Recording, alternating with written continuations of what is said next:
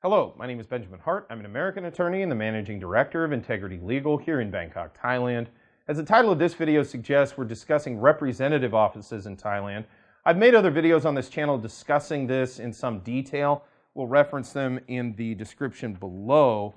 But I recently got some correspondence from a viewer asking the following: what is a representative office and what kind of work authorization applies to a foreigner working in such an office? With respect to work authorization, I made another video contemporaneously with this one discussing that in detail. I urge you to stay tuned. It'll probably come up soon. As far as what is a rep office, because I think to understand the difference between rep offices and just standard entities, for example, a limited company here in Thailand, you really need to understand the details of the rep office. A rep office, the way I look at it, it's sort of like planting a foreign company's flag, if you will, in Thailand. You often see this in quality control. That's where we've seen a lot of rep offices set up, where a company, for example, in Germany or Sweden or Brazil or America, wherever, the United States, they build a widget, if you will, and they ship it to Thailand, but there's quality controls issues associated with that widget or that car or whatever it is. And they don't really want to operate in Thailand. They just want to sell that product to buyers in Thailand.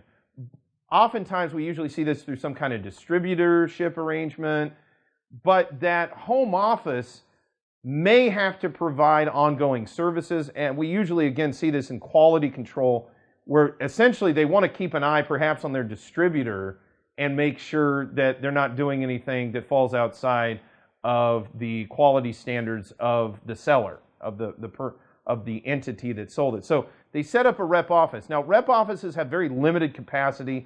In other videos I've done on this, we got into the details of that, exactly what they can and cannot do. And they actually can only incur certain types of expenses as well. So they are a very limited entity. And I would say many of the folks that contact us, especially SMEs, folks that are looking to set up a small business in Thailand or set up a company in Thailand that operates in conjunction with a company overseas, but it's more of an SME. In most cases, a rep office is not the optimal setup. It's been my experience. Oftentimes, it's usually going to be, some kind of standard structure here, maybe a branch office, but for the most part, a rep office, and the widget quality control is just one example. But there's really just a very narrow subset of corporate activities where a rep office is truly optimal.